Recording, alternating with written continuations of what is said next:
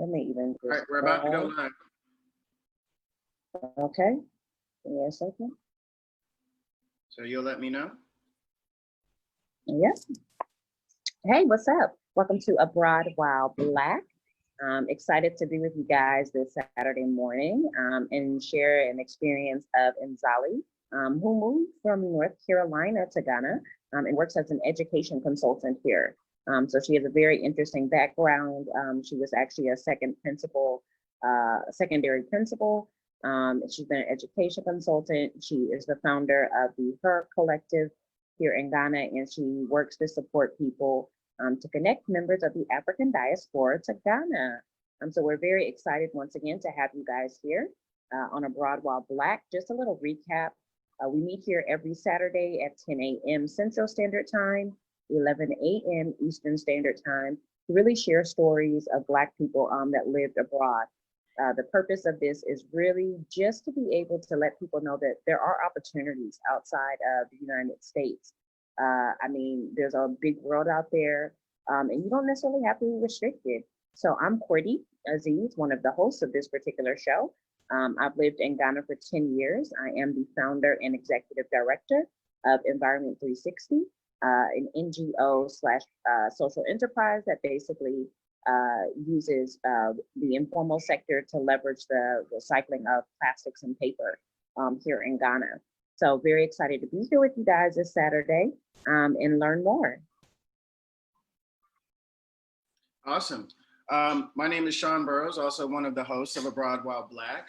I'm really excited about today to tap into education and really dive deep into what are the impacts of being educated through a Eurocentric view when you are disconnected from your history, you're disconnected from different parts of your diaspora. Again, a major element of what we are doing here is to kind of combine these narratives, to combine these stories. I feel like any successful way forward will not be one that's just based in one place. It will take all of us from all over the world to support each other and create not only this conversation, but also create different types of revenue streams, different type of business opportunities, different types, again, of just ways of interacting with other people who share your skin color, knowing that that skin color has different implications in different places. So we're going to dive deep into those things and more. I'm really happy with the guests that we have today, because again, education is something I'm really passionate about. Just to very, very quickly touch on my background, I'm currently the co-founder of Ingressive for Good. We basically support the youth here. When I say youth, we're talking about high school graduates and up, and we basically put them on a path that leads them from technical talent training all the way to attracting investment funding for the startups that we influence them to start. I'm also the CEO of my own private operations firm, Burrows Enterprises. Just like on this group that we're in, my business is focused on building an economic bridge between Africa and its diaspora. Again, we're not focused just on Africa. We're a global organization, but you're abroad and you're Black, we know where your roots are. And I think it's very important that we touch on that. So Cordy, back to you. I'm really excited about today. I think we can touch on, like, let's just look at some of the current things that are going on. I believe Jonetta is on the way, and we can't wait for her to get here. But we've had some really, really interesting things that have been happening globally. If we're looking at the movement, the protests, the different things like that. So we are seeing some pushes in the right direction. But let's just start with that conversation there. What have you been seeing around the world? So, I mean, like you said, it's really interesting times in the US right now. There's a lot going on. One of the things I think that I found very interesting is the police issue. So in Atlanta, you actually had police not showing up.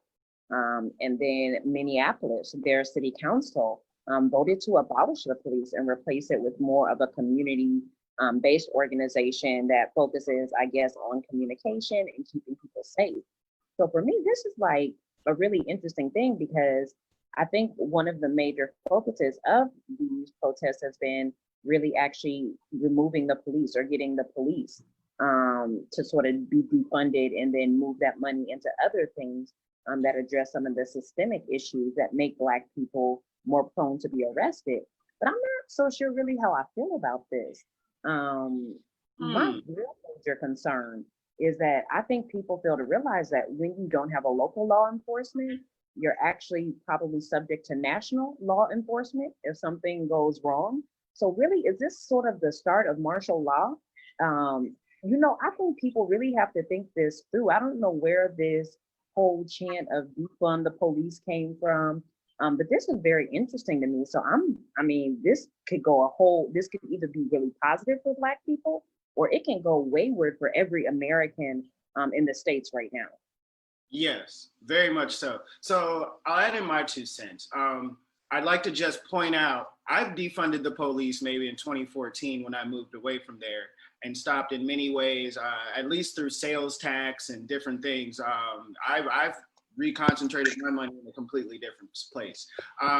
But the thing that bothers me the most is that I'm all about the positive intentions. I understand that the source of the issue with defunding the police is to kind of limit the resources they have to oppress us.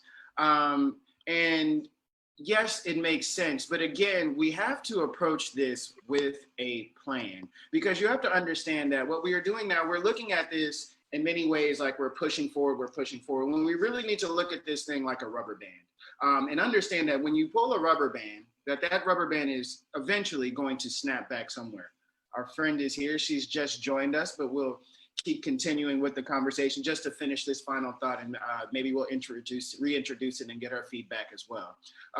But again, what you have to realize is people who are on the other side of the argument that we are having, they want what we are trying to do to fail. And when we are acting in ways where we're having knee-jerk reactions and saying, forget them all, we still do have to protect ourselves. And I did not see a part of that plan that really spoke about how are we going to protect ourselves? Where are these community leaders coming from? How are we selecting them? How are we vetting them? If we don't have a plan in place, we're just simply transferring the power from one person who already has the power to another person who already has the power, if we are not involved in that selection process. So again, we have to step away from some of these knee-jerk reactions and really sit back and start having a plan. Now I'll get into my, she looks like we have anyway, I'll just continue. We have to look at it from an internal versus external. And when I say internal versus external, we are very much so fighting to push an external agenda. We are trying to change policies. We are trying to change systems. We are trying to change a lot of those things. But what we really also cannot forget, and remember that the external things will not be successful without working on the internal mechanisms. We need to have a value system transition. Again, if we are changing these policies that work on our behalf, but we are not changing the way we spend our money and creating leverage to basically support politicians and put people in place who share our views, different things like that. If we are not looking for Black businesses to support, if we are not looking for just different avenues where we are working internally, then a lot of these external things will either A, be short-lived, or B, not have impact. So with that one being said, what do you think, Courtney? So I think that's really good. Once again, this is Abroad While Black. Thanks for joining us. We're about to let in Nzali, who will be speaking more about her initiatives here in Ghana. So she's going to be able to join the conversation. Right now, we're really discussing this whole thing of defunding the police, and if this is actually something that's really good for Black people. Once again, on the surface, it sounds good, but in real life, and I think you brought up a good point that there are a variety of things that we need to look at. And one of the things I find that sometimes the Black movement, we feel like we can be very focused on one point, like it excludes other things. So it's like, I hate seeing this meme on Facebook where it's like, don't try to, use Black on Black crime to take away from this directive. But in real life, there is a lot of Black on Black crime. And because we're addressing issues with the police, doesn't mean that we can't talk about Black on Black crime. And I see sometimes that we're enabling bad behavior in our Black society. So I know one thing I've learned from living here from Ghana is that people don't want to disgrace their names because it's linked back to a family, it's linked back to someone who mentored them, it's linked back to something else. And I find like we don't have this in the US in particular. And it's really interesting because when I look at the Rashad Brooks thing. So yes, I think that the police used excessive force. And yes, I don't think that they needed to kill this man because he had a taser. But I'm also wondering in my mind, like, dude, you knew you were in the wrong. Where do you get off trying to be like superhero, particularly in this climate where basically the officer has you in cuffs, you then start to struggle, you overpower them, you grab the taser.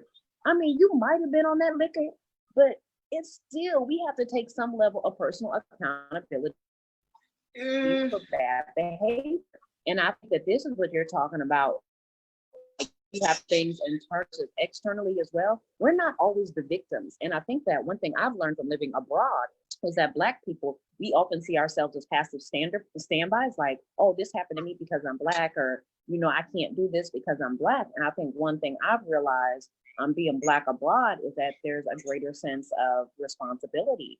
And that doesn't take away from systemic racism, but it also, I mean, shows that maybe if we policed our own neighborhoods like the Black Panthers did, maybe if we created our own community coalitions, instead of putting money into other things, we invest in our own communities and build community centers and parks and other things, maybe we would be better off.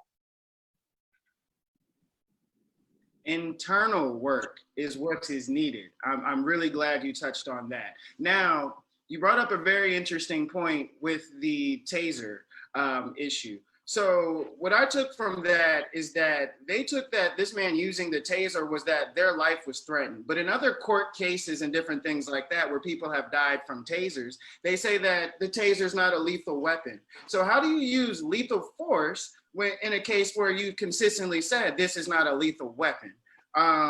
So that one is kind of sketchy to me. I want to give a shout out. We have some new people joining. We have Aaron and Janelle, Jackson State alumni in the building. Welcome, welcome, welcome. And also we have Adana Sims. She brought up an excellent point that I want to mention very quickly. She said that people need to think about systems. The issue is economics and healthcare. The US tries to solve all problems through the legal system and education. It's not possible.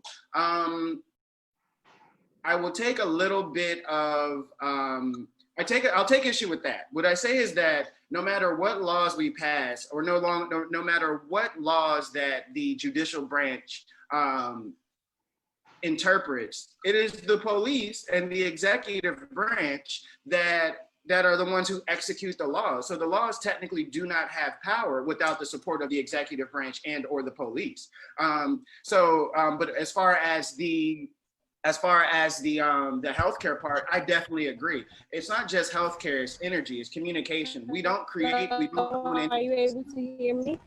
Uh-oh. Hey, how are you? Janetta, welcome, welcome. We can hear you. We prepped everybody up. Hello. Adana Hi, is great. live in this comment section. Also, Arinze, welcome. Jacqueline, welcome to the conversation. And something else I think that you bring up is you were talking about what we actually bring to the table in the system. It is a little unstable. Okay, no problem, Janetta. We'll get with you. We're currently doing current events right now. So just bringing on board, but thanks, Janetta, so much for joining us. We're really just talking about the whole initiative to defund the police. Are you able to do video or no? Yes. If not, let's see what we can sort of work out in the meanwhile. Okay, great. Great. Hi, so good to see you. Hey. Good. So welcome to Abroad While Black this morning. As you know, this is a weekly show that we do that really profiles Black people that live all over the world. Today, our guest is Nzali, who has founded the Her Collective here in Ghana. She's an education consultant as well. She works at connecting people in the Africa diaspora into Ghana. And what we are just doing right now, Nzali, is we're really just sort of talking about what's happening in the US to sort of set the tone for today's conversation. And we've been talking about this whole defunding the police issue. And one of the things that we were mentioning is that one of the things Adana Sims, who's actually a Larry as well, brought up the fact that it's all about systems. And I think that one important thing we have to realize about systems, and this is what I found living abroad, is that you can't change a system, particularly when you didn't create the system. So I'm the founder of a company. If I choose, I don't care what employees per se think. Yeah. If me as the founder, if I don't choose to change that particular system, it's not being changed. And I have my own ulterior motives. So my question is, why do Black people, why do we feel the need to really spend so much time changing systems versus creating our own systems that work for us? And I think that this is always going to be a perpetual uphill battle. Amen.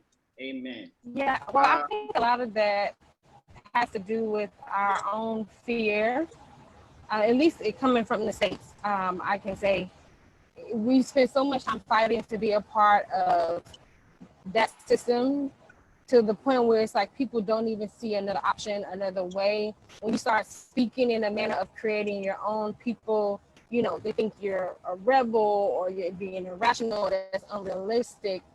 So I think a lot of it is just our own fear of kind of standing on our own 2 feet. And then I also do think the system of white supremacy is intentional, and it is a system that puts us in a position where you can't really establish your own. And even when you do, then things happen like they burn it down or they create new legislation to go against it. So I think it's a fear, and the system that we're currently under in the state is a system that definitely doesn't want us to step out on our own. I don't think it can survive without us being a part of it. But do you really feel like defunding the police, Janetta, is really going to change anything? Like, do you think this is going to be like a turning point in Black America? No, I don't. I mean, I live in Accra, and my resolution is to repatriate. I don't really feel like going back and forth with people about the same thing that we've been going back and forth about since the beginning of our transporting us to that space. So I don't think defunding the police is going to do anything. They'll just come up with another way. Like, the institution of white supremacy reinvents itself over and over and over again. It's like an energy. It's everything. The more people feed it, the more it lives and thrives, and it'll just recreate itself into something else. I mean, if you think about early slave catchers, which was the original police force, they weren't getting paid a whole bunch of money, but they were still out catching enslaved Africans or newly freed Africans and terrorizing them. So I don't think it'll do much. I mean, I hate to sound pessimistic, but like, I just throw the whole system away. That's how I feel. Girl, and I think I love the term that you used when you said it's a whole energy. It's a whole mood. If I write on that one, I think it's the energy is twofold. Because what I find is like Black Americans in many ways resemble the same mannerisms or mindset, so to speak, how they execute things as South Africans. Two particular groups who have been basically heavily oppressed. If you look at like the way that they are violent, so to speak, if you look at the way that kind of like they treat their women, so to speak, this is what different people are saying. And I'm also bringing in. I used to live in South Africa. I used to live in South Africa for almost 2 years. And I used to tell people, like, South Africa feels like home. Like, my host family felt like my cousins. Specifically the colored South Africans really, really, like, their cultures are very similar to African Americans. Like, I felt most comfortable with colored South Africans. Those are the ones who traditionally were mixed race. But nowadays, I don't even know why they still call themselves colors, because a lot of them aren't actually mixed race anymore. It's like my great grandmother was mixed race, but both of your parents are Zulu now. So I don't, I don't know how that goes. But and when I was in South Africa, I never had to explain white supremacy to Black South Africans or colored people in South Africa, because they already understood it. So our cultures are very like intermingled. Even when you listen to like their rap or like their house music, it has that same kind of soul and vibe that we have in our music. I mean, it's so similar. It's kind of scary how much our paths are very similar. And but that's the good thing for those who want to repatriate to South Africa. Like, you don't have to always explain yourself. Like in Ghana, I'm always having to constantly Yes. explain my history, my existence, why you can't call me a white person, all these things. Never. Whereas in South Africa, people got it. Yeah, Yes. they just got it, and they were like, "Oh, okay, you're a Black American. Oh, okay, so you were African. Oh, okay, got it." Like even the knowledge of the slave trade is so much more widespread and understood than here. But I think that's because they have a close relationship. Like outside of African Americans and Black South Africans, what other group of African people have had to intermingle with white people in that much of a intertwined, way, weaved up way? Nobody else has really had to do that. So we, out of all people, know the inner workings of white supremacy very well because we've lived with them very in a very intimate manner. Whereas a lot of other Africans, even under colonialism, they were here, but it wasn't the intermingling that we Yes. have. Yes. Very different. Yeah. Yes. So with that being said, I think you've given us the perfect segue. But before we jump in there, this comment section is lit. You guys, please keep dropping these things in here because what O'Leary said. Let me make sure I get that right, sis. So what O'Leary says is the U.S. has a culture of crime and violence. White on white crime is much larger issue, and rates are used to make us think we are more criminal. This does not counteract that we should still focus on improving our plight. Excellent point. I think that, again, we do have certain tendencies and different things like that, but we've already known that that whole assumption that there's Black on Black crime more than there's anything else is brought down because basically we all, if you people who are closer to you are going to be the ones who will more likely be a victim of crimes by a certain type of person or a certain person. Exactly. So And I think that you hit the nail on the head. It's not about Black on Black crime or white on white crime. It's about crime in general. Oh, I didn't So get think very that well. in the Black community, if we're looking at a holistic system, it's not, you can address Black on Black crime, you can address police brutality, you can address inequities in education, you can address all of these things at the same time if Black lives matter. You don't have to be so focused on one particular area. And that's sort of what I'm saying is that it seems as if there's not a holistic agenda. I think Nzali Janetta is having some connection issues, so I'm sure she'll be back. But even I think that as we move into the next thing, another thing that I found very interesting is COVID cases are rising in the US. So those of you that don't know, I successfully made it home yesterday. Such a blessing to be back in Ghana. And I feel like I got out right on time because these COVID cases are crazy. And I think it's really going to change the way that we educate our children. And I think that there's going to continue to be a huge disparity in Black America. And I'm wondering how you think that's going to play out, Sean, and how that's going to work. And hopefully Janetta will hop back on in just a moment when her connection is a little bit more stable and give her 2 cents as well.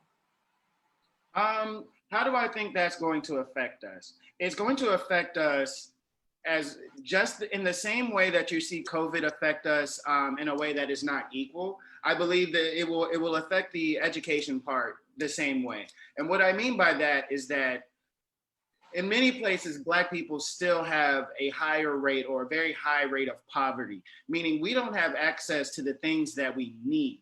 And us not having access to the things we need, what we have to look at is the fact that, number one, because we run education programs in Africa through Ingressive. And what we find is that if people, especially if we're providing digital assets, if you don't have consistent access to internet, then you're not going to be able to leverage learning.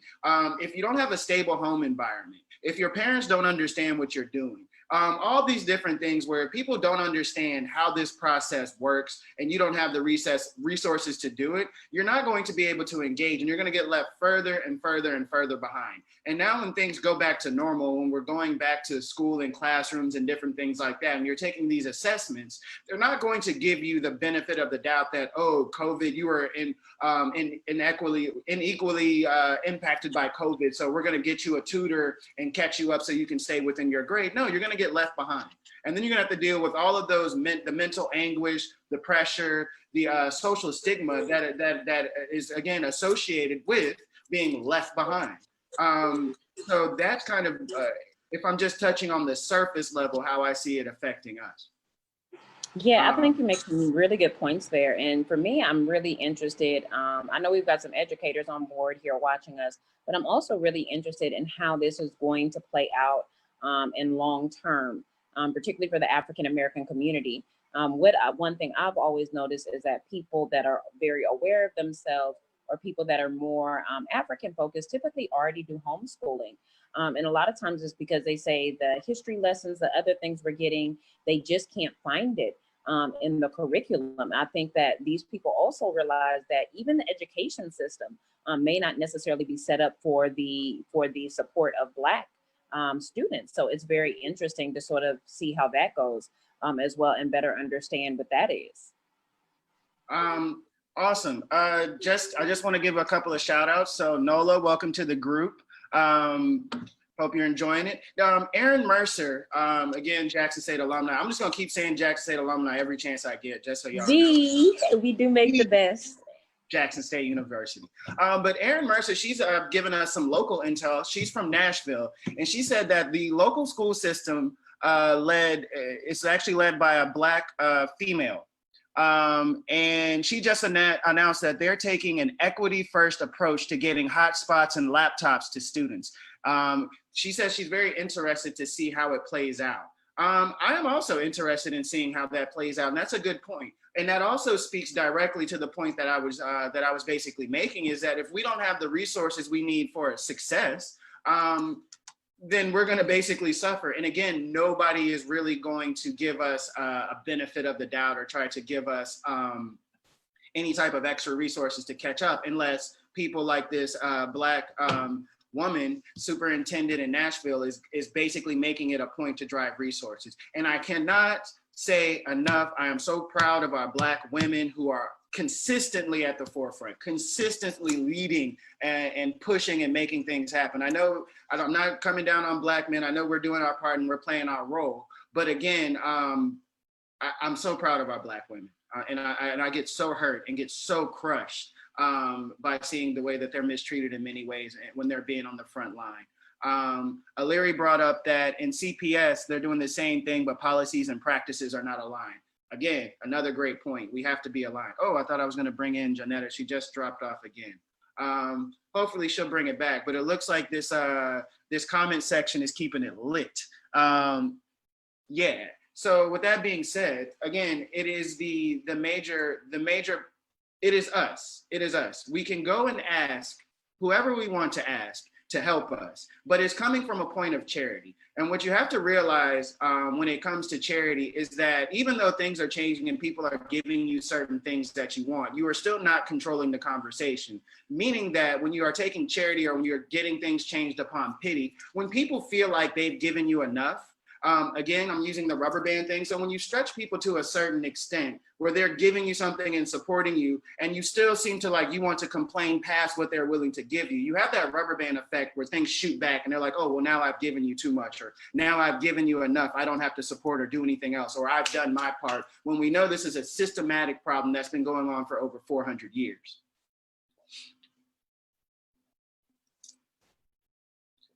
Cordy, go ahead and unmute yourself. Sorry about that. So yeah, you do see a lot of Black women in education as well. And I think that it is critical to really look at what is the role these women can play. I know here in Ghana, education is a huge sector. It's something where people are creating all types of private schools. I think there's this new curriculum. I think it's IBS or something like this that people are really into. So I think that education continues to be one of the major focuses for Black people. And I think that if we are more educated, then some of these other systemic issues will take care of themselves. But the thing is, I think, is how then do we use this opportunity with Corona to actually create a more Black focused education system that may actually work for our people, not only in the US, but I mean, even here in Africa, I know education is a huge focus. In most developing countries, education is a huge focus. So it'll be really interesting to sort of see what opportunities come out of this educational sector. If you are thinking about homeschooling your children, if you know you're going to homeschool, can you just sort of like hit the like button for us? If you're not expecting schools to come back in September and you think that this is going to be it, how are you sort of feeling like this? Is it going to be a nervous thing as a parent? So I'm just really curious as well to what opportunities can actually come out of this. Me as well. I want to highlight one more opportunity. By the way, and also welcome back, give a T-Man. shout out to Mr. Kwabena. Thank you. Welcome back. Your shirt is popping, by the way. I love that design pattern, everything. Thank you. Your slang. The art. But what I want to say, Kwabena is actually based in Atlanta. And creating one of the first exchange programs between historically Black colleges and universities in Africa. So basically what he's doing is, please, if it hasn't been confirmed, please let me know in the chat, Kwabena, if you're following along. But what he's actually doing is he's working with Morgan State, and they're going to do an exchange program between, I can't remember what university it is, but they're doing one in Ghana, Accra, I believe. And I think those are the steps that we have to take. And now that we have you here, I think we've introduced a really interesting dynamic. And what I wanted to touch on right before you dropped off is that, especially when we were talking about that relationship between South Africans and Americans, Black Americans in particular, being one that's more comfortable. I feel like why it's so uncomfortable with other ethnicities within the African continent is simply because there is based on the education. What I find is that when people were educated in Africa, they kind of gloss over the slave trade. So Africans are not really able to identify with, when I say like, have you heard about buck breaking? That particular practice. Go Google it if you don't know what it is. But when I basically break down in detail what these plantation masters were doing as far as buck breaking, they're almost sickened by the type of things that were done and that they were just not made aware of. Now, if you shift over to the Black American perspective, I can probably count on one hand, if maybe two fingers, how many different African characters or people that I was taught about. We were not really educated about the African continent, and this continuously contributes to that disconnect that Black Americans and Africans have. And I think that we are told that they don't like us, when truly I think it's more so of the fact that we're just not connected. And we're not connected because we don't understand each other. So I say all of that to kick it back to you, Janetta, and ask you this question in particular. This is what on our schedule of speakers. How do you feel that a Eurocentric education impacts Black minds? Well, I think I know, it keeps you feeling inferior, because what happens is you don't see how your group of people have contributed to the world. So while in Ghana, I've heard young people say and argue with me about how Africans haven't contributed anything to technology. We haven't contributed anything to the world. What have we done? Even in the States, even though it's not vocalized, you can tell it in our demeanor, behavior. I would notice it in how my students would respond to me versus how they would respond to a white teacher. Like whatever the white teacher would say would be golden. And I'm like, well, I already told you that, but until their white history teacher said it, it was like what Ms. Abraham said didn't matter. So you start to not trust your own people. You don't trust your own thinking and your judgment. You're constantly depending on other people for validation. I mean, I think it's really detrimental to us, honestly, which is why I'm very pro African centered education. Like, you have to know who you are. And I think I was fortunate because my parents grew up in the civil rights era. One of my parents never went to an integrated school, and the other, her school was integrating her senior year. Wow. So they always had this because my father never went to an integrated school, and basically my mother either. During those times, there was a constant awareness of your culture and who you were as a Black American. So for me, they just kind of passed that down to me. Like, I always had Black dolls. I always had you know, Tom Joyner used to make those little Black History Fact books. Like they would always buy me those. They would always buy me books with Black people in it. They would always tell me about the history of our family and our community in our hometown, which is Charlotte, North Carolina. So I was never confused. Like they would tell me, oh, this used to be an all Black school, but they tore it down. Now you see that little plaque. They promised they would build us a new one, but they never did. Like it was always a constant learning process. And then I went to Howard. So it was like, you know, on 1,000. Howard ain't JSU though. Now, You said what? Howard's not JSU, but we're gonna let you slide. Like, It's not, I'm sorry, you know, but you know, it really helped because at the end of the day, like I left, in addition to my parents, I left being very rooted in who I was as an African-American woman. And a lot of us don't get that. The same way here on the continent, a lot of us are using British Cambridge curriculum, American IB curriculum, and all of those really don't have a trace of us. World history, literally, when you think about world history and how it's taught in the States, we are speaking about China, we're speaking about a slither of India. We might talk about world religions, but not one of those world religions will be an African traditional spiritual system. We will speak about Africa, but only about the ancient empire of Mali, Shanghai, and there's one more, ancient Egypt, which they have, you know, whitewashed Kemet. So it's critical. Like our people just don't know. And because of that, we don't see how we're valuable to the world and we carry ourselves as inferior people. And that's just simply not true. so I think this was a really great opportunity. Once again, welcome to Abroad While Black, where we meet every Saturday to share stories of Black people that live around the world. For those of you who don't know, I made it back to Ghana. You have to do a 14-day quarantine. So the little and I are in close quarters today. So I don't know if Sean has it on gallery view or not, but you'll have to excuse the fact she is breastfed. So you'll have to work with me. We'll try to do minimum exposure because we don't want to be reported to Facebook.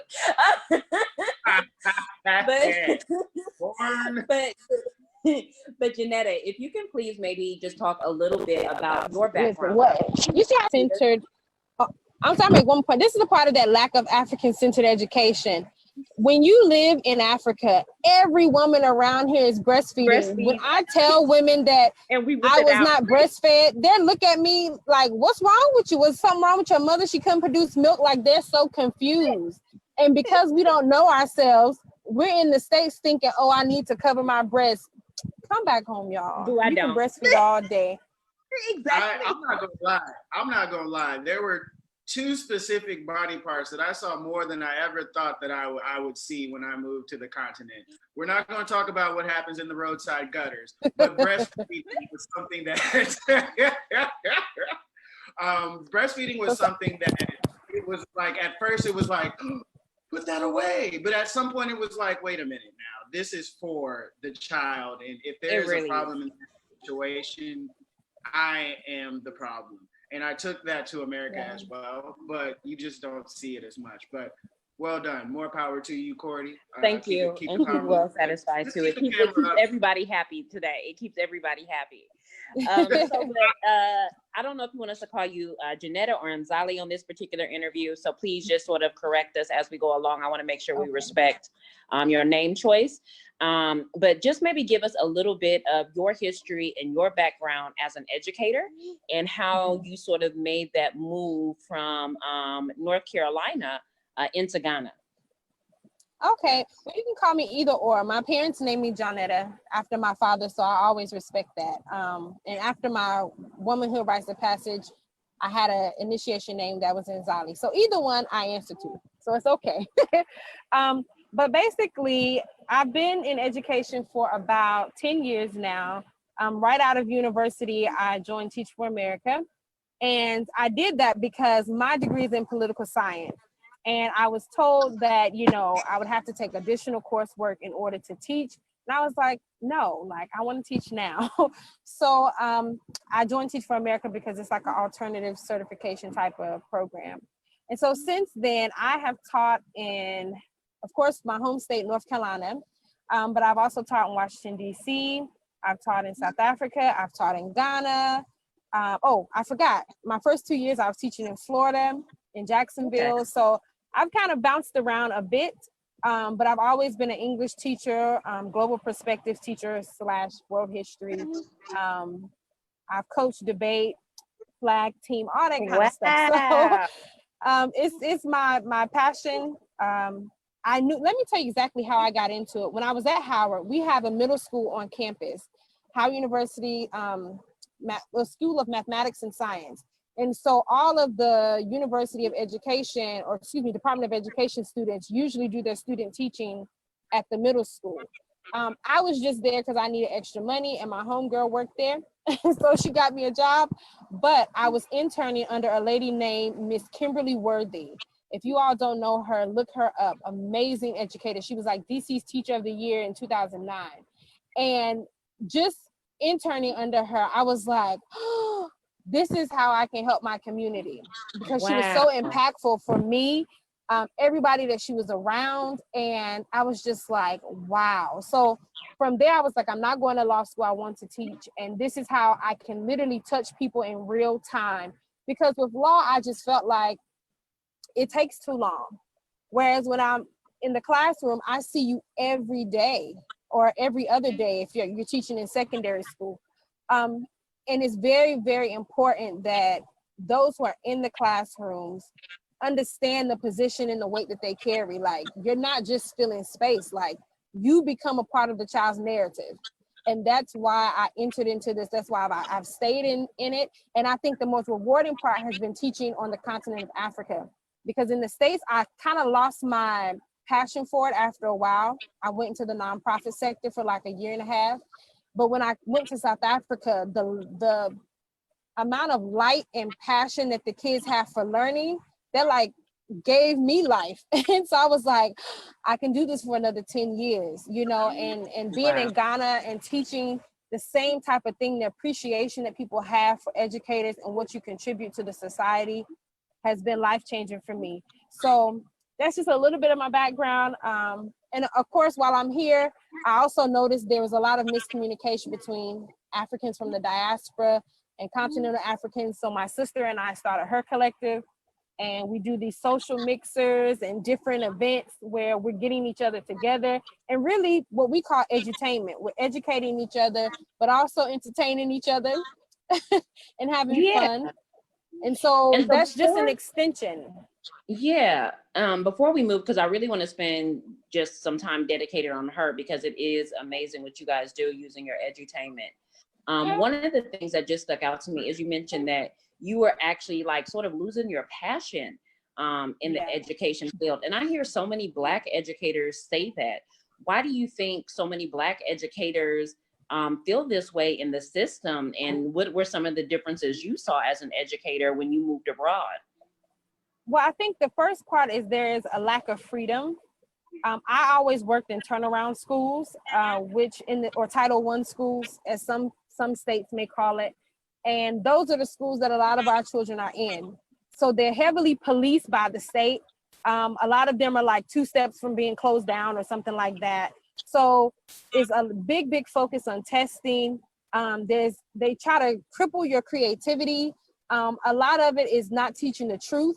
So you would have to like teach what was in the curriculum. And then for me, I would go back and be like, now that's what they're gonna tell you on the test, but this is what really happened. And I was an English teacher, but I used my English class as a means to teach history.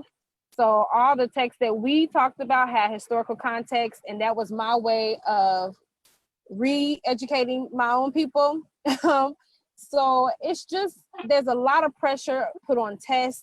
There's not enough, especially in Black schools. I can't speak about other places because I didn't work in those schools. But inner city Black schools, it's like no real focus on helping the child, no real focus on their well-being.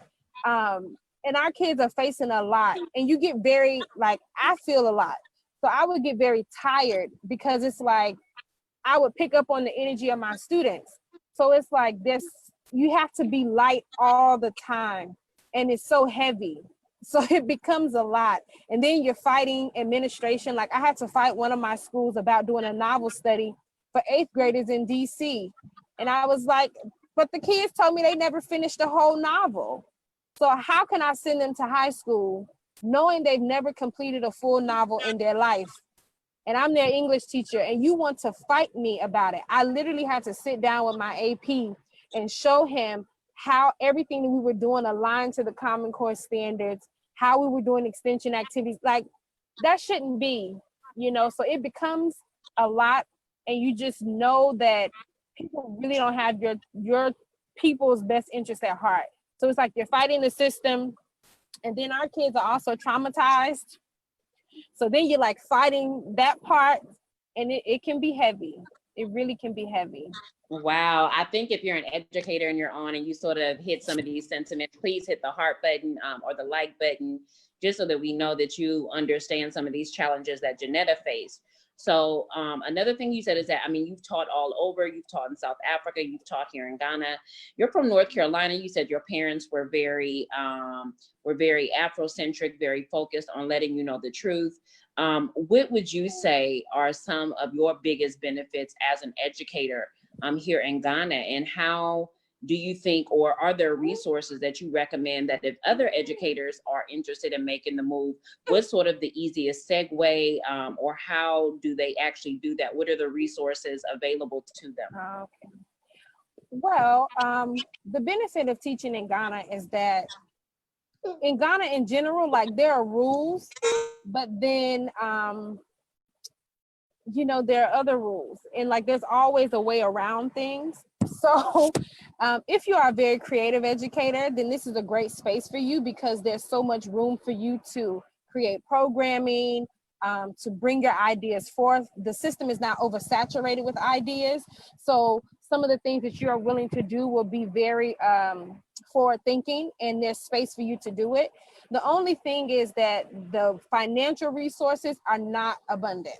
So you're really gonna have to be creative to get your things up and moving and off the ground. But if you're interested in working in education in Ghana, honestly, the government sector is kind of locked in. Like, Ghanaians have that one on lock, and I feel rightfully so. They should, because we don't want to come and like take people's jobs either. So the government sector is pretty much set in stone. Ghanaians who go to the teachers' colleges then transition into GES, and they go from there. And also, I don't think a lot of diasporans will be okay with the salary that comes with working in the government sector. So, you know, I don't really usually suggest that one to people. But if you're interested, we have international schools here. We also have private schools here. A lot of the international schools give some type of package deal. So that's something that you should probably look into. But also note that a lot of our international schools use the British Cambridge curriculum. So you really are gonna have to sell yourself if you're coming from the States, unless you're going to a school that's using the American IB curriculum. So IB teachers are in high demand. Those who have a little exposure with Cambridge are in high demand. There's also another sector that people don't really pay attention to. That's adult learning. There's a lot of Francophone students in Ghana learning English. So there's a lot of language schools that pop up that people can work for. So even for myself, there's a lady named Anita who has a language school out in La Paz area, or excuse me, not La Paz, Achimota. And she only works with Francophone Africans, as they would say, those who are coming from French-speaking African countries. And she does online learning, and she also does, well, pre-corona, she had people who would come into the country, and then a lot of these international organizations who have French-speaking Africans would send people to her to better their English skills. These are people who already have degrees, but their English speaking skills they just need a little work. So that's another sector that you could, you know, squeeze on into. But I think and then the NGO sector. There's a number of organizations that are around that work with GES and other forms of education. So there's a lot of opportunities, but you just kind of have to be here and start networking with people to know what's here. I think a lot of us who are specialists, like my school, we are an inclusive school, but we take students with mild to high severe special needs. We need specialists. right? We need people who know about dyslexia, who know about autism, who work with children who have Down syndrome. If you're a specialist teacher, Ghana is the place for you because there's just not a lot of people who specialize in very unique things. Speech therapists, physiotherapists, all of those people, counselors. Like having a school counselor is almost non-existent in the Ghana public sector. And even in the private schools, a lot of them Wow. don't have a counsel team. Wow, that's really interesting that you know that, to know that. And I think you hit on the head is that sometimes people look at the very obvious opportunities, but they don't look at some of those hidden gems. So another thing you talked about is salaries. I think teachers feel already that they're underpaid in Ghana. And you mentioned that, okay, when you come to Ghana, maybe public sector isn't good, but maybe private sector. Would you say that working, like if you get on at a private school, it's comparable? Is it better? How would you see yourself as a position as a teacher when you were teaching in the public school system in the US versus teaching here in a private school system? So my way into the education system here was very different. When I first came to Ghana, I just came and started doing consulting. That's how I ended up at the school that I'm at. So initially, I was going around to different schools through people that I knew, showing them, my training packages for their new staff members, all of that type of stuff. But the school that I'm in is a private school. We fall under the international category, although I think most of our students are locally based, but we do have a few embassy kids and things like that. I would say the private sector would be more comfortable for you because if you're working for an international school and you're coming from abroad, then they're going to offer you some type of package. And if not, you need to request it. So that usually includes housing, or at least a stipend for housing, a flight home for some of them. Some of them don't, but some of them do, or you can negotiate for it depending on how qualified you are. So it's a little bit more of an easier transition. Whereas when I came, I was on my own, I was winging it. Well, not really winging it, but Girl, I was just kind of like, I know all about that. I was just finding where I fit in. But if you're looking for a very smooth transition, I say go with the international private schools. It will be a little bit more comfortable for you. It won't be so much of a culture shock based on the students that you'll be teaching. And it'll just be easier. I'm being honest, it'll be a lot easier. The government sector, when it comes to salaries, you are not going to be paid what you're paid in the States. Let's just be very clear about that. You probably are not going to be paid the same as teachers who are going into Dubai and those Middle Eastern countries either. This is Ghana, this is Africa. But if you're working at an international private school, you will be paid a comfortable wage for our economic system. So just know that, no, you're not going to be getting $30,000 a year or $50,000 a year, $60,000 a year, but what you are making is very comfortable for this space, especially if you're not paying rent, which most of the schools who are international schools do provide housing for their staff that is coming from outside. So, but I will say, and this is unfortunate, as African Americans who are coming into the international sector here, a lot of the schools are faith-based.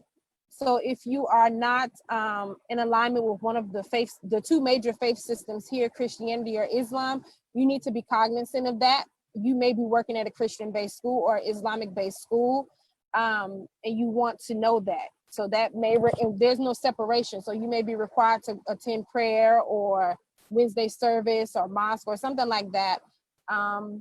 There are also some private schools that aren't faith-based, but there are some that are.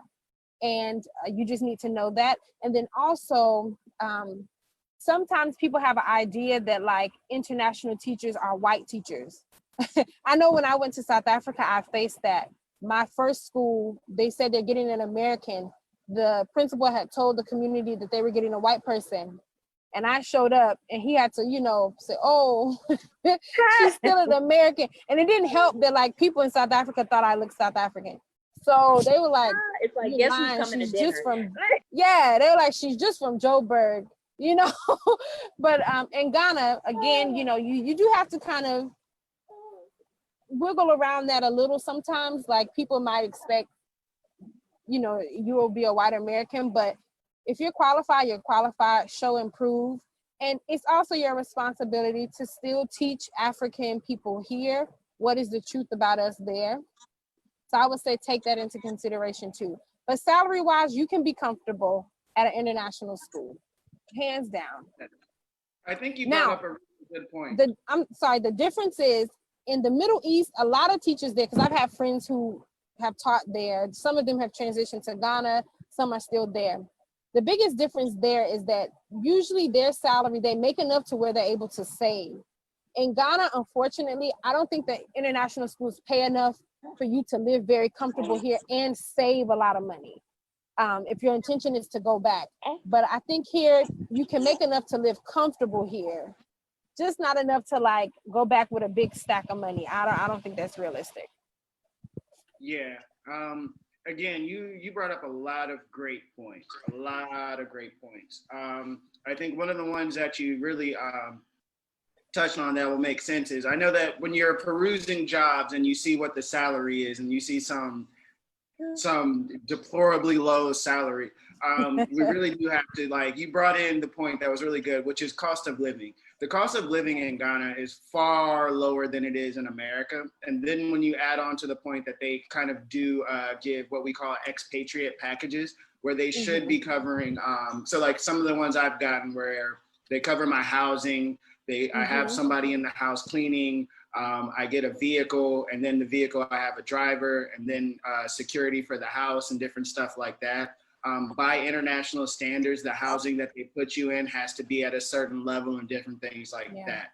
So in one way where you save money in one place, I mean, there's a balance. Again, I don't think it's still an equal amount, but then again, don't really hear teachers in America bragging about the salary.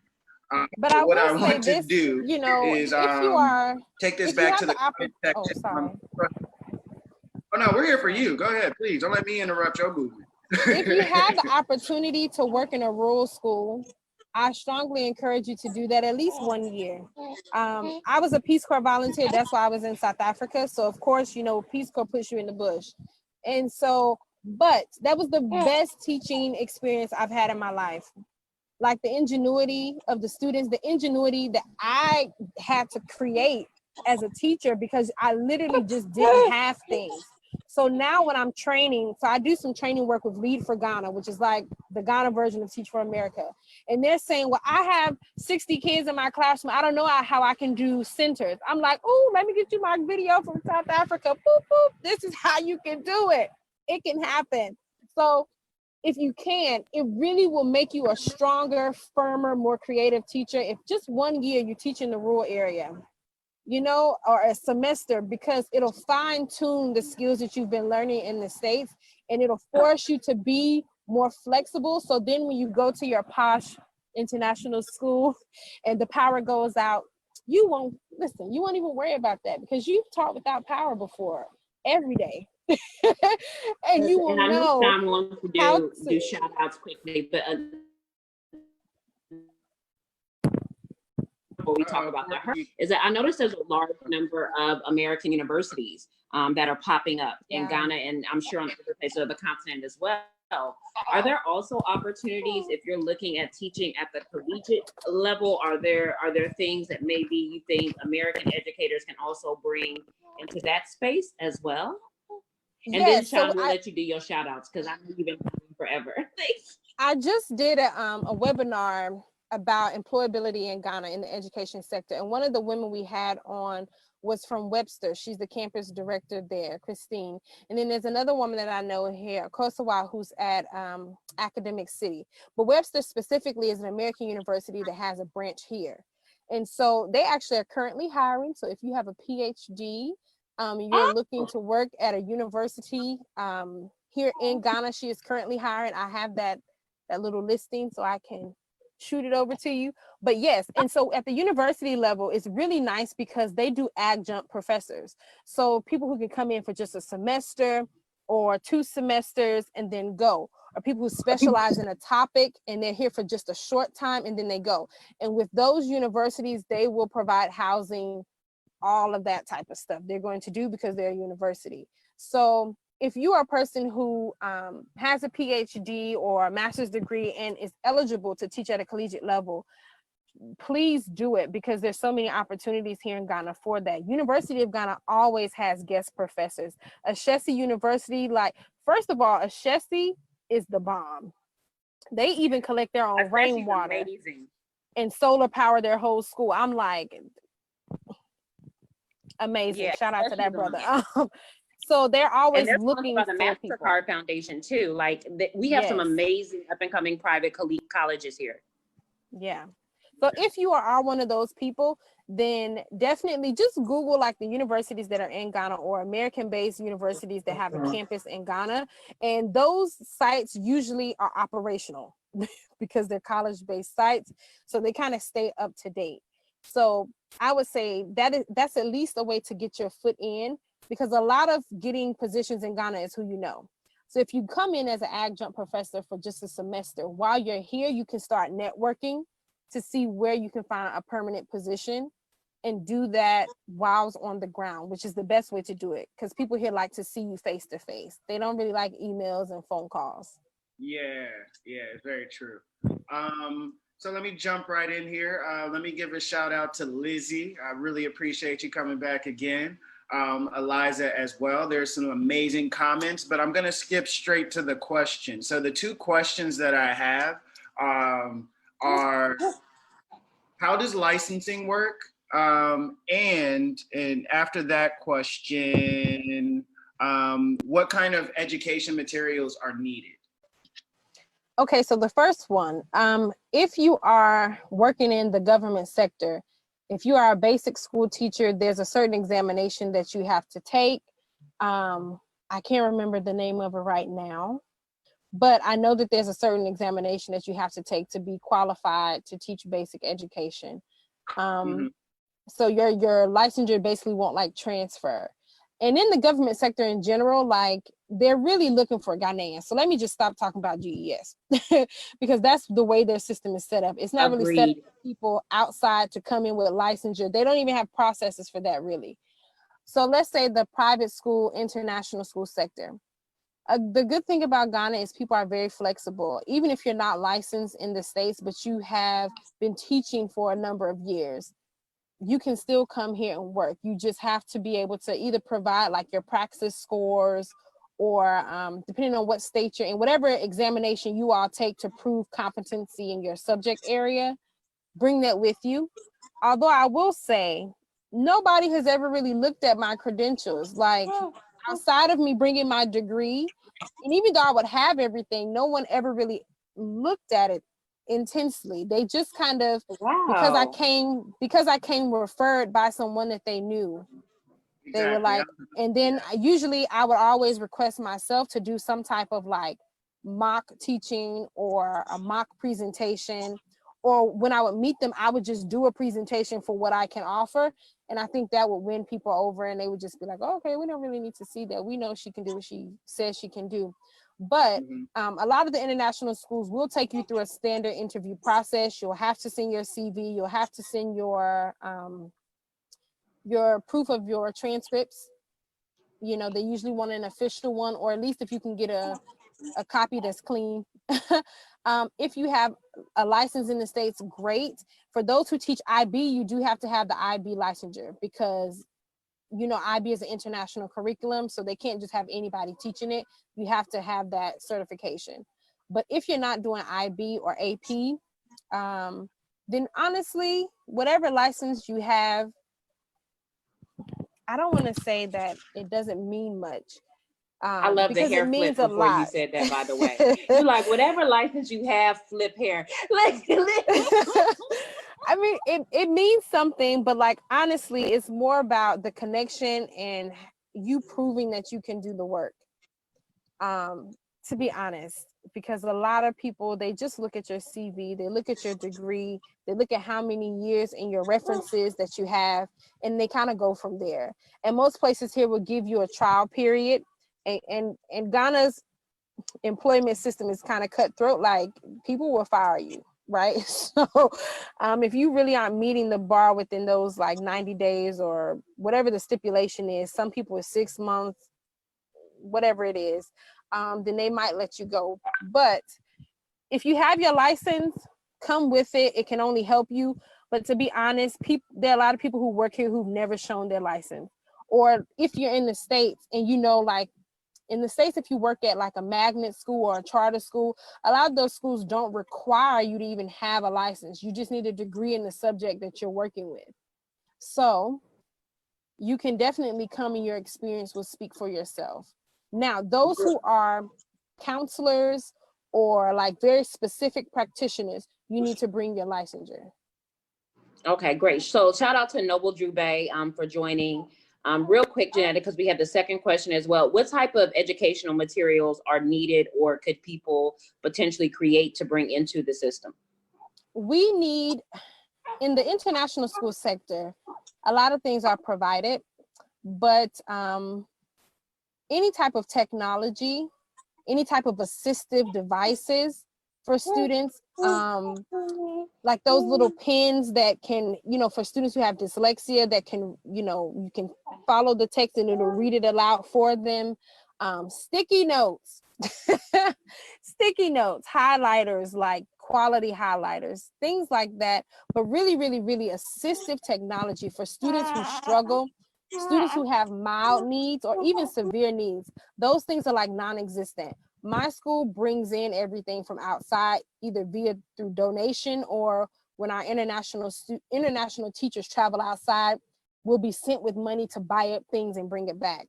So any type of assistive technology, computers, iPads, all of that kind of stuff, we really, really, really need and would value a lot. And then also literature that has a reflection of African people in it is critical. So if you are an author and you make books about young Black children around the world or minority children around the world, diverse reading materials is critical. We just don't have a lot of it. Even when we're doing folk tales, a lot of the literature is coming from the UK. And which is crazy to me because there's so much folklore in Ghana. You would think that there would be literature based around that, but there's not a lot of it just floating around. And that's diversified, just like not everybody's in the village, everybody's a product of child marriage type of books, but like real literature that kind of show Black girl magic, Black boy magic would be great.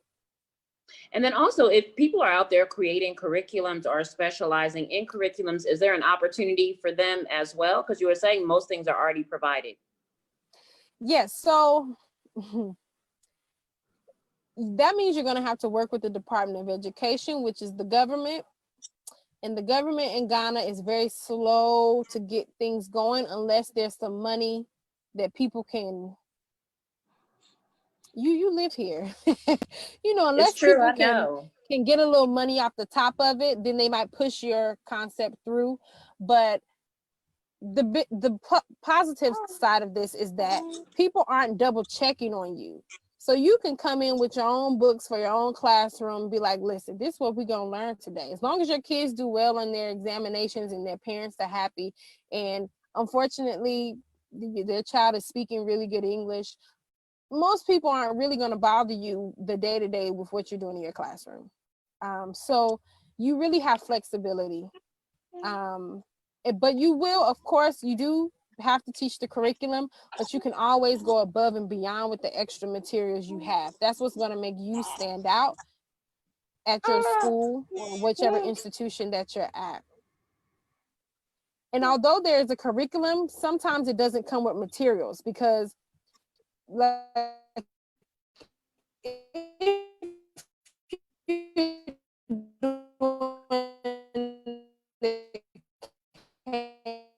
You're breaking up a bit. Janetta, you're breaking up a bit.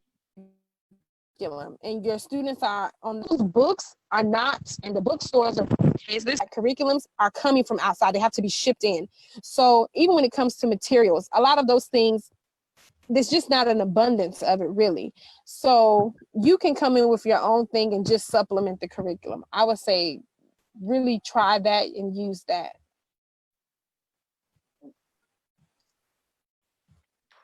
Can you hear me now? Okay, yeah. Courtney, you're muted.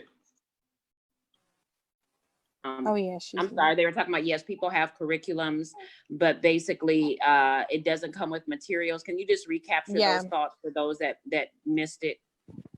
Yes, so when you're teaching the Cambridge curriculum or IB curriculum, things like that, those books for those particular curriculums have to be shipped into Ghana. So really there's like select bookstores that sell those materials. So what happens is, let's say Kingdom Books in Osu runs out, or all the Kingdom Books have run out of the IGCSE math books. Then you have to wait for the next order to come into the country because those books aren't produced here.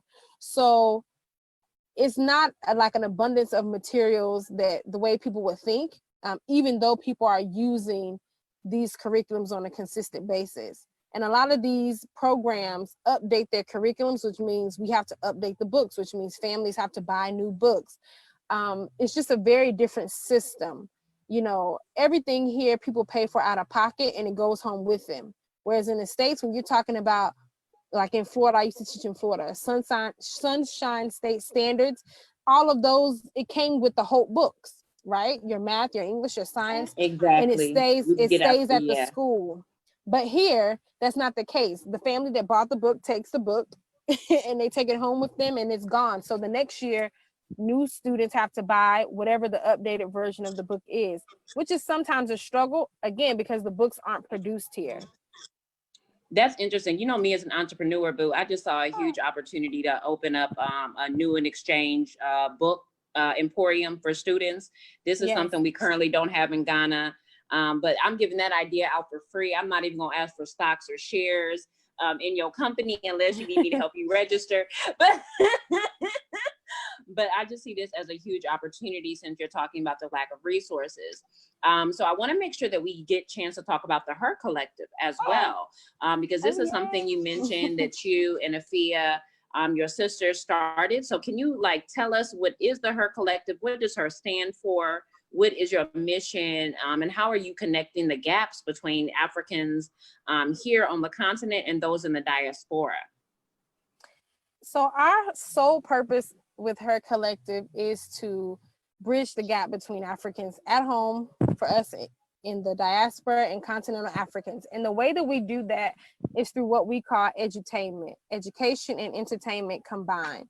So we host a number of different programs. Some of them are social, some of them are more on the business investment venture side, but all of it together is basically helping us reintroduce ourselves to each other, become acquainted so that we can move and elevate to the next level. So Her stands for Helping Elevation Rise.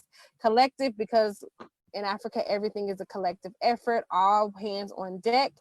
And we literally sit in our rooms and we think about all the instances where we've had miscommunication living here as a repatriate. And we create programming around that, where we invite both parties and we discuss, we have fun, we pull in people from different business ventures, business sectors, so that people kind of have the information. Because I think a big part of our breakdown between the two is that we don't have information, lack of information, or misinformation, and then we just don't know each other. So with Her, we literally get people together, introduce them to each other in multiple different settings. So we have our Icebreaker Social Mixer, which is like a game night with a twist. It's all about cross-cultural dialogue, but it's through different games. So we do like charades and, Soul Train lines and all those things, but it's all centered around our cultural differences. I know the Soul Train line is interesting because African dancing versus American dancing, I can only envision this.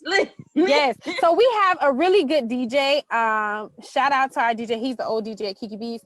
And because we sat down with him beforehand and we purposely and intentionally told him, like, you have to mix the music from the two.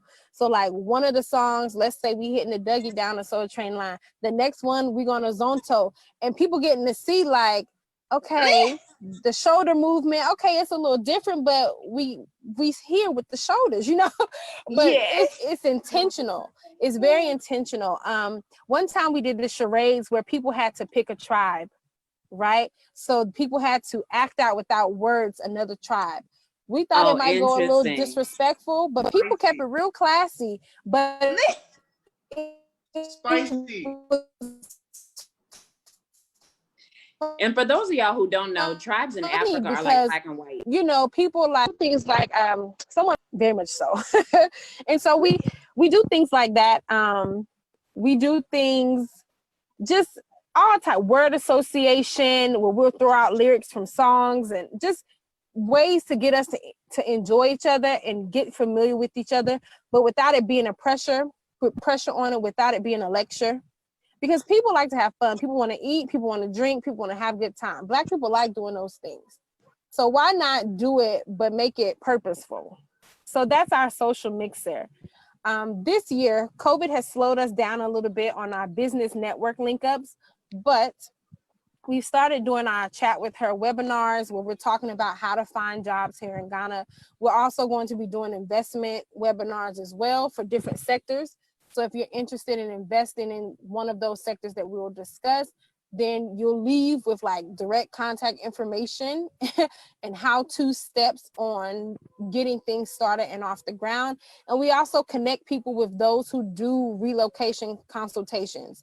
We are not doing those right now, but we would definitely direct you to a few sisters that we know who do that work, and they're legit, and you're not going to like, you know, get scammed or anything like that. Like they will really help you. And then we also have a program for the youth, our Rites of Passage program.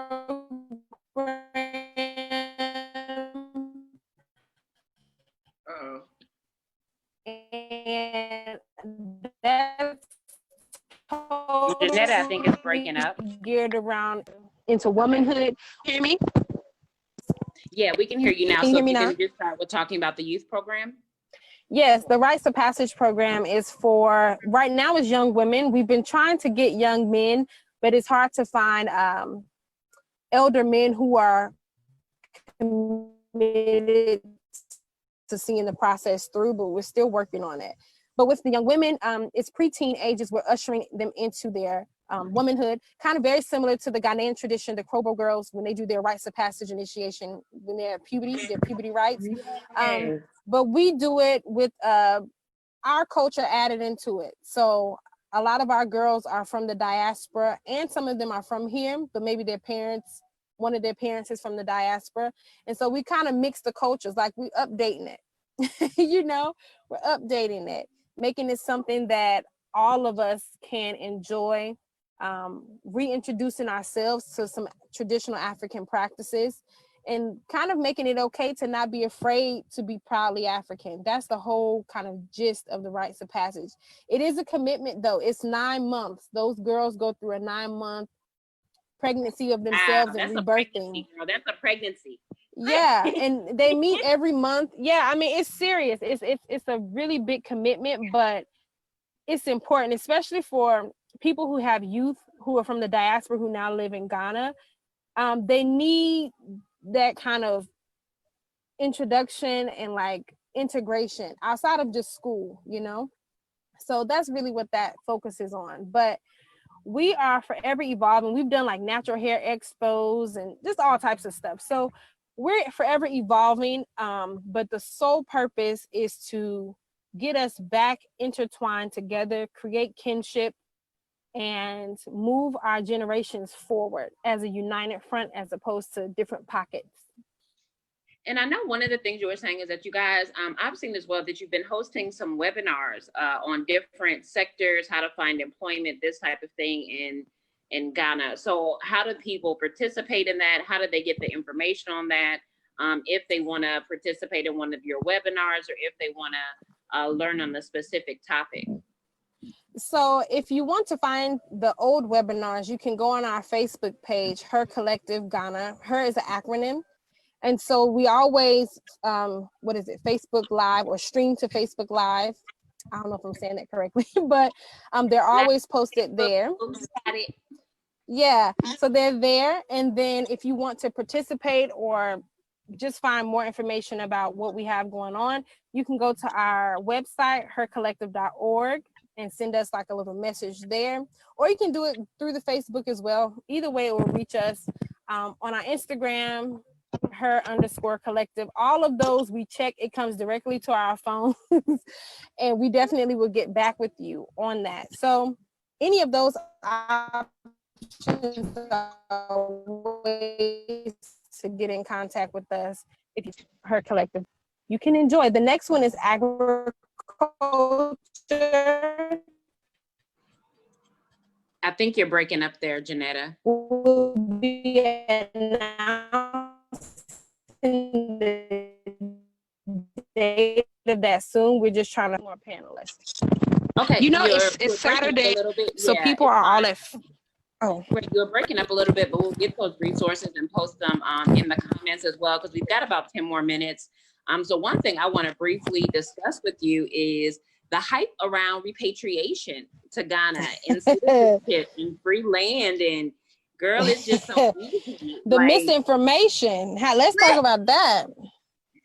so, I mean, talk to me just a little bit about your experience on these levels, and how feasible do you think it is just for people just to sort of pop up and be like, hey, I'm here, I'm getting citizenship, and you're giving me a piece of land to build on. First of all, nothing in Ghana is free. Nothing in Ghana is free. So if somebody's telling you they're giving you free land, don't trust it. I'm just saying. And if there is some free land and I just don't know about it, you need to thoroughly double check. You need to go down to Lands Commission. You need to meet the chief in that area. You need to talk to the neighbors. Get a surveyor, your own surveyor, not one Yes. someone gave you. Yeah, like it really needs to be double checked. But when it comes to repatriation, I am of the belief that not everybody should or has to repatriate, because it's not easy. It is not easy leaving your culture, most of the time your family, and starting something new in another place. I think for people like you and I, we are the people who are clearing the land.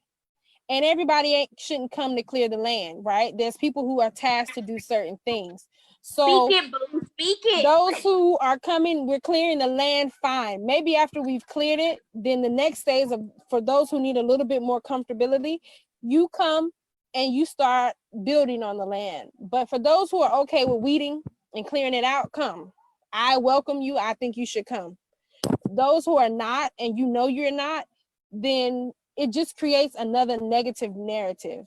So I actually don't really welcome those folks, if I'm just being honest. So, but I think Yeah.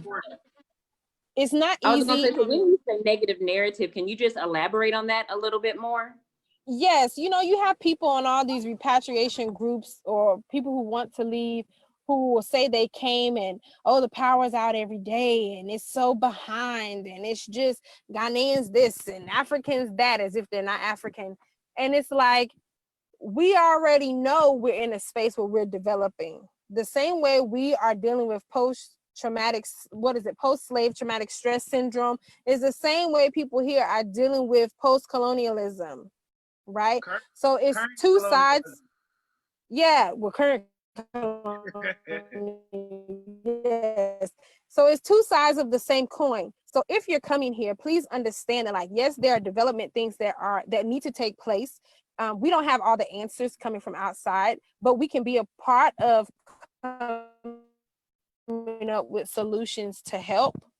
And so that should be your focus. If that's not your focus, then this phase of repatriation probably isn't for you, right? Because that's the phase that we're in. But however, in Ghana, when it comes to citizenship, because I see a lot of things about the citizenship, and I'm one of the people who received citizenship. It was an executive order. which means that there is not, but that's a lengthy process, right? But a quick process to citizenship in Ghana for Africans of the diaspora is not in existence as of today. Now, we are lobbying and petitioning government and putting our foot on their neck about it. All of us who recently have received citizenship, I encourage all of us to register to get our voter registration cards so that we can start to put pressure on the appropriate MPs and government officials so that we can have a standardized process, but we just don't have it right now. So what we have is two presidents, the current president and the former President Mahama, who have issued executive orders of citizenship and gifted it to us, right? Even though some people don't feel like we should be gifted, it's our birthright, whatever you want to call it. It was a gift because they didn't have to do it, right? Amen. So they gifted it to us. It is our responsibility, those who have the citizenship now, to make best use of it and become great advocates and lobbyists for our other Africans of the diaspora. But then also for those who are coming, know that like, no, you just won't get citizenship right away.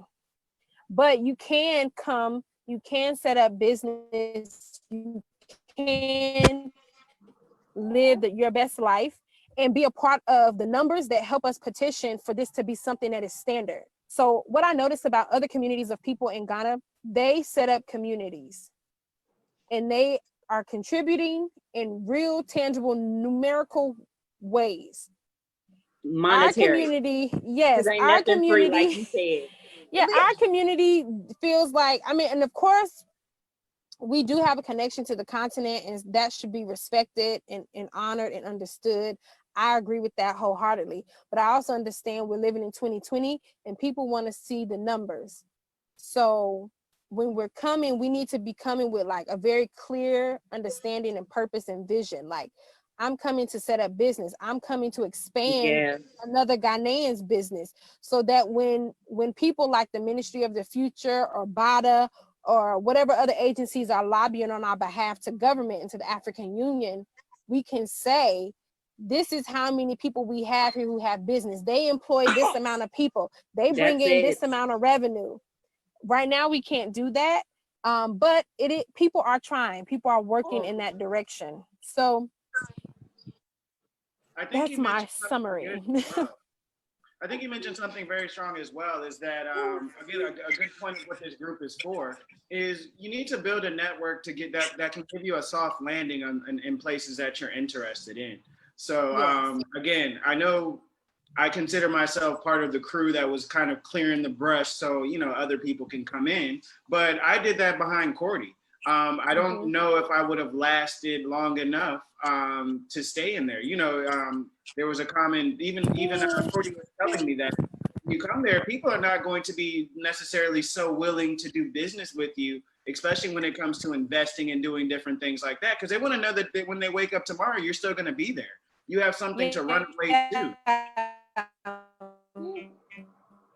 You're breaking up a little bit, but I think we're high-fiving, right? I think, yeah, she's high-fiving you. She's high-fiving. Yeah. Like we go back and forth, which isn't a bad thing. Janetta must be on that MTN network. We're going to need use our her. coins. You have to root yourself here. I tried Vodafone. Vodafone didn't work. Now I'm on MTN network, girl. I am. I knew it. That might be slow. Are you sure? I've tried both. I tried Vodafone and now I've switched to MTN. Just bear with me. Sometimes we have slow internet in Ghana, real life challenge. It just so happens I'm staying at the African region. So I mean, I'm sure not that many people are on the internet. That's probably why I'm a little bit better, because I'm not on a mobile network. And also currently I'm not in Accra. I'm in Prom Prom, or a little bit past Prom Prom. There's a beautiful sister out here. If I can just, I'm gonna show y'all her house just a little bit. This place is like a little mini mansion. Oh, we getting previewed. I can't even get the whole house in the picture, but she got a house right here at the water. Get out there and show us. Get out okay, hold on. Let me see. She got a whole new mansion out here right at the water, I tell you. Hold on, I'm going. This is her house. What days? Yes. I'm still walking. Like Wow. I can't walk around the whole house though. Nice. You see, we feel the same. Yeah. Another little building there, and the ocean is just there. You see, these are the stories that people love to hear about Ghana, and it is possible. Like you said, it's not easy. And just because I see you're at an event, and I know you probably have faced your share of challenges in Ghana, as any repatriate does. If you had one solid piece of advice that you wish someone would have given you before you took your journey, what would it be? Okay, well, I'll give you two. The first one was some advice that my spiritual mentor gave me, and it was true. She said, whatever you're running from or whatever is like your flaws in the States will magnify when you hit the continent. So as best you can, go see your counselors, talk to somebody, your minister, your rabbi, whomever, before you come, because it will magnify. And I did a lot of work before I came to Ghana to get my mind right, so that I was solid in my spiritual foundation and my being before I came here.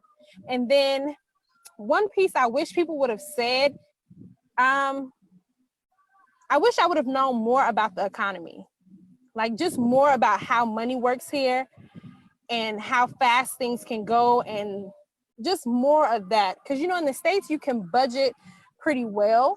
Like things cost a steady amount. Excellent point. Whereas here, like from year to year, from month to month, week to week, the prices change. And you just kind of have to have that in your mind and know how to work with that. As my friend Rodney says, like, you'll become a magician soon. You'll know how to make 3,000 CDs fit a 6,000 CD a month budget, right? So I wish I just would have known more about how money works here before I came. I mean, I've learned and I'm still learning, but if I would have started with that information, I might have made some better decisions financially when I first came. Excellent advice. And I see Sean was doing his outside view over there. I mean, outside views. I mean, I'm gonna open up my hotel window because I get a great view of the Accra edition. Yes. Come on, city. We have come on, Bellagio. Yes, we have major highways. It's beautiful. No place like home, which is Ghana for me. Yes. Amen. It's a beautiful place. You know, Ghana has so much opportunity. That's so if someone asks me, why do I feel so comfortable doing and risking things in Ghana? Because I just feel like it's endless opportunity and it's not an oversaturated system. So it's like little things, little business ideas could pop off and you could be like a millionaire here just because nobody's doing it. I agree. You I know? mean, I bought recycling to Ghana 5 years ago. And I mean, you know, and I don't even have a recycling background. So I always tell people that believe in yourself and I mean, see what happens. So we don't want to take up too much of your time because we'll see you at an event. We're also out of town. The little is up, as you've seen her join us. So I think we're going to be ending the show. Thank everyone for joining Abroad While Black. This Saturday, we'll be back next Saturday. We're featuring Corey Yoakley, who's doing Abroad While Single Mothering. You may remember she was supposed to be on 2 weeks ago, but she had a technical issue. Today we spoke with Janetta Inzali. We'll be posting all of her resources. She's an educator that moved out from North Carolina, giving her experiences on teaching in Ghana. She's provided some other resources, so we'll post her collective page on our Facebook page in case you want to check them out and watch the previous video she's done on finding jobs in its education and healthcare, right? Yes. So we'll post the link to her page so that you can link up on that. If you want to get in contact with her, you can send us a message as well, and we can put you directly in contact with her. So we'll make sure that you get all the resources as usual. If you haven't liked the page, do so. Make sure you host a watch party. Make sure you subscribe. We thank everyone again for tuning in today. We look forward to seeing you next week, same time, 10 a.m. Central Standard Time, 11 a.m. Eastern Standard Time. And she's also just dropped her information, hercollective.org in the comments as well. So we'll also get you the information for the website as well. Yes, it was a pleasure speaking with you all. Thank you. Thank you Yeah, so and when much. the borders open up fully, let's all just, you know, do a, what is it? Beyond the return. Like, this December should really crack since we know what it's like to not have each other for a while. Look, what? Amen. And on that one, again, we'll go ahead and close it up. Again, share this with your friends. Please share with us suggestions, comments, and different things, different topics we should cover as well. We love you. We wish everybody the best. Stay strong, stay Black. Bye-bye. Bye.